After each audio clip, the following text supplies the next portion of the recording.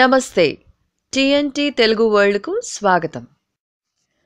మా latest videos notification కోసం subscribe చేసుకొని బెల్ ఐకాన్ని యాక్టివేట్ చేసుకోండి. సాధారణంగా మన భారతదేశంలో అన్ని పండుగలను కూడా ఎంతో ఘనంగా జరుపుకుంటారు. ఈ పండుగలలో ప్రముఖమైన పండుగగా మకర సంక్రాంతికి ప్రాధాన్యం ఇస్తారు. ఈ పండుగను ఒక్కో ప్రాంతాల్లో ఒక్కోలాగా రకరకాలుగా జరుపుకుంటారు. ఈ రోజు నుంచే అన్ని ప్రాంతాల్లో గంగానదుల తీరాల్లో స్నానాలు, పూజలు నిర్వహిస్తూ ఉంటారు. కుంభమేళా యొక్క మొదటి స్నానం కూడా ఈ రోజు నుంచే ప్రారంభమవుతుంది. మకర సంక్రాంతిని ఒక్కో ప్రాంతంలో ఒక్కో పేరుతో జరుపుకుంటారు.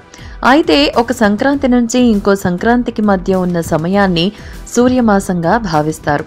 నిజానికి సూర్య సంక్రాంతులు 12 ఉంటాయి. వీటిలో 4 సంక్రాంతులు చాలా మహిమాన్వితమైనవి. అవి మేష, తుల, కర్కాటక, మకర సంక్రాంతులు. అయితే మకర సంక్రాంతి యొక్క శుభముహూర్తంలో స్నానం మరియు దానాలు, వాటి వల్ల కలిగే పుణ్యం ఎంతో విశేషమైనవి. అలాగే మకర సంక్రాంతి పర్వదినాన బెల్లం మరియు నువ్వులు రాసుకొని నర్మదా నదిలో స్నానం ఆచరించడం ఎంతో లాభదాయకమవుతుంది. ఈ పండుగను ప్రతి సంవత్సరం జనవరి 14న జరుపుకుంటారు. దీనికి కారణం సూర్యుడు ఉత్తరాయణంలో ధనుసు రాశి నుండి మకర రాశిలోకి ప్రవేశించగానే ఆ రోజును మకర సంక్రాంతిగా జరుపుకుంటారు. సూర్యుడు పరివర్తనం చెందడాన్ని మకర సంక్రాంతి అని అంటారు. ఈ పరివర్తనం సంవత్సరానికి ఒక్కసారి మాత్రమే వస్తుంది.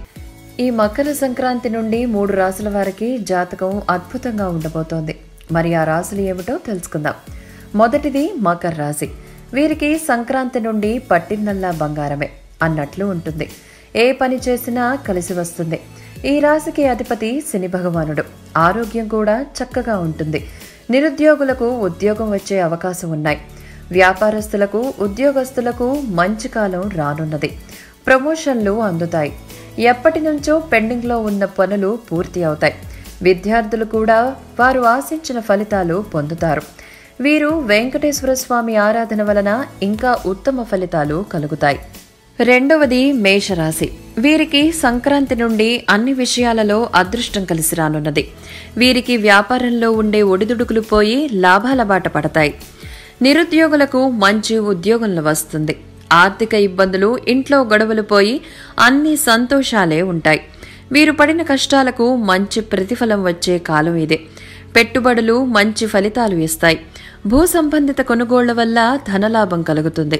సుబ్రహ్మణ్య స్వామి ఆరాధన, లక్ష్మీదేవి ఆరాధన వల్ల అన్ని అధిగమించి ఉత్తమ ఫలితాలు కలుగుతాయి. ఇక మూడవది వృషభ రాశి. వృషభ రాశి వారికి అధిపతి శుక్రుడు. వీరికి కూడా సంక్రాంతి తర్వాత అన్ని శుభాలే కలుగుతాయి. కష్టాలు అన్నీ తీరి మానసిక ప్రశాంతత కలుగుతుంది. ఉద్యోగస్తులకు ప్రమోషన్లు వస్తాయి. వ్యాపారస్తులకు అనువైన కాలం ఇదే. నిరుద్యోగులకు ఎంతో కాలం నుండి వేచి ఉన్న శుభదినం రానున్నది. మంచి ఉద్యోగంలో స్థిరపడతారు. శుభకార్యాలు జరిగే అవకాశం ఉంది. వీరు శివారాధన వలన మంచి ఫలితాలు కలుగుతాయి. ఇలాంటి వీడియోస్ కోసం మా ఛానల్ని సబ్స్క్రైబ్ చేసుకోండి. మా వీడియోస్ కనుక నచ్చినట్లయితే లైక్ అండ్ షేర్ చేయండి. ధన్యవాదములు.